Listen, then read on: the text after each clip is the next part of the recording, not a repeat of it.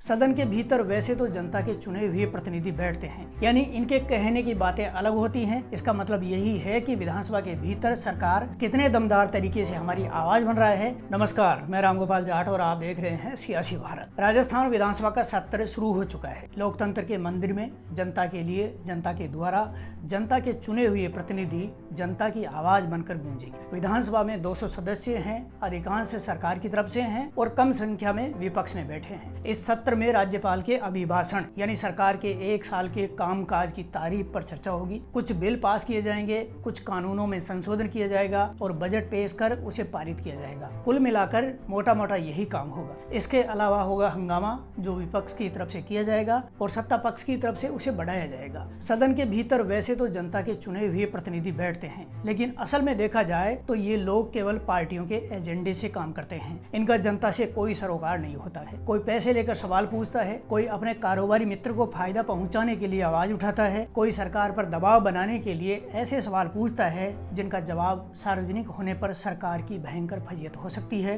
तो सरकार उनके सवालों का जवाब देने के बजाय उनका अनैतिक काम कर देती है। मुख्यमंत्री को सरकार चलानी है तो उसी हिसाब से काम करना होता है। मंत्री अपने विभागों के काले कारनामों पर पर्दा डालने का काम करते हैं। सत्ता पक्ष के विधायकों की चर्चा में वो अंश होते हैं जिससे सरकार और मंत्री दबाव में रहें और उनका काम करते रहें। इसी तरह से विपक्ष के सदस्य एजेंडे के रूप में पार्टी के प्रतिनिधि बनकर बोलते हैं तो अपने और अपनों का फायदा करने का काम करते रहते हैं। कम से कम शब्दों में कहा जाए तो बात यही निकलकर सामने आती है कि जनता के लिए, जनता के द्वारा और जनता के प्रतिनिधि वास्तव में जनता के लिए 1-2% से अधिक आवाज नहीं उठाते हैं। भीड़ की रैलियों में मुंह फाड़कर जनता के मसीहा बनने वाले विधायक जब सदन के भीतर और मंत्रियों के कमरों में सौदेबाजी करते नजर आते हैं तो मेरे जैसे पत्रकारों को लोकतांत्रिक देश में संविधान की कमजोर प्रति छाया नजर आती है। विधानसभा के भीतर अध्यक्ष के अधिकार सर्वोपरि होते हैं, लेकिन कई बार विधानसभा अध्यक्ष खुद को संविधान से ऊपर मान बैठते हैं। पिछले अशोक गहलोत सरकार के समय अध्यक्ष बने सीपी जोशी ने लोकतंत्र का गला घोंटने के लिए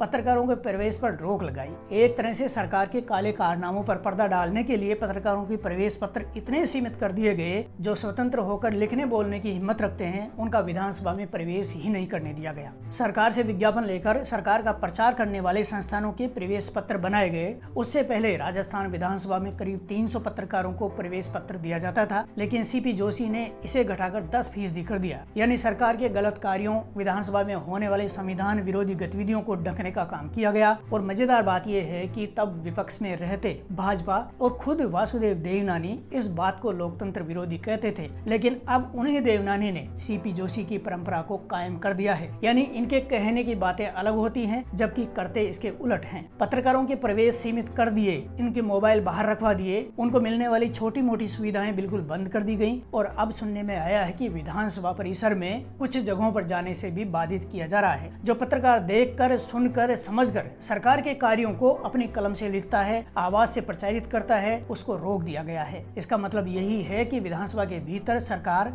और जनप्रतिनिधियों के कार्यों को जनता के सामने आने से रोककर लोकतंत्र का गला घोंट दिया गया है। बात माननीयों की करें तो 2 पूर्व मुख्यमंत्री अशोक गहलोत और वसुंधरा राजे पहली बात तो सदन में आते ही नहीं हैं। यदि गलती से आ भी जाते हैं तो एक शब्द नहीं बोलते हैं। ऐसा लगता है कि इन्होंने स्वयं को संविधान और सदन से भी ऊपर मान लिया है। पूर्व मुख्यमंत्री होने से क्या इतना बड़ा हो जाना है कि जनता के द्वारा चुने जाने के बाद भी जनता के मुद्दों पर चुप हो जाए? यही हाल सचिन पायलट का है। पहली बात तो सदन की कार्यवाही में हिस्सा बहुत ही कम लेते हैं और यदि कभी विधानसभा आते भी हैं तो अपना लवाजमा बनाकर ऐसे पेश होते हैं मानो ये लोकतंत्र में राजा हों और प्रजा इनके दर्शनों को तरस रही हो। विधानसभा में कई विधायक ऐसे हैं जो 5-6 बार जीत चुके हैं, लेकिन हमेशा जमीन पर रहते हैं और अपनी जनता के मुद्दों को सरकार के समक्ष उठाते हैं, सवाल भी करते हैं और बहस में हिस्सा भी लेते हैं। सवाल ये नहीं है कि विधानसभा में कितने पत्रकार आते हैं या कितने विधायक आते हैं, सवाल ये है कि बोलने वाले विधायकों के माइक बंद कर संविधान का गला क्यों दबाया जाता है। पत्रकारों को कार्रवाई कवर करने से रोककर जनता को ये जानने के हक से महरूम क्यों किया जाता है कि सरकार और सदन में क्या चल रहा है। आजकल सदन में विपक्ष के सदस्यों की आवाज दबाने की एक नई परंपरा चल पड़ी है। इसकी शुरुआत शुरुआत भले ही सीपी जोशी और अशोक गहलोत ने की हो, लेकिन वर्तमान अध्यक्ष वासुदेव देवनानी भी उससे आगे बढ़कर उस गलत परंपरा को कायम रखकर पिछली सरकार और पिछले अध्यक्ष को बचाने का प्रयास कर रहे हैं। सार्वजनिक मंचों पर ये लोग भले ही लोकतंत्र को बचाने और संविधान बचाने का दम भरते हों, लेकिन जब सदन के भीतर दोनों पक्ष मिलकर ऐसे काम करते हैं तो फिर सवाल उठते हैं। जनता को पता होना चाहिए कि मेरा प्रतिनिधि विधानसभा में क्या कर रहा है, कितने दमदार तरीके से हमारी आवाज बन रहा है और कितने मुद्दों पर बोलकर सच्चा जनप्रतिनिधि बनने का पूरा कार्य कर रहा है। ये बात सही है कि आज पत्रकारिता दम तोड़ने लगी है, लेकिन जब सदन के अध्यक्ष और सरकार ही संविधान की परंपराओं को ताक में रखने लगते हैं, तब ये सवाल खड़ा होता है कि क्या इसी वर्ग में जो सच्चे तन मन धन से सही अर्थों में पत्रकारिता कर रहे हैं, उनको रोक कर ये लोग किसका भला कर रहे हैं।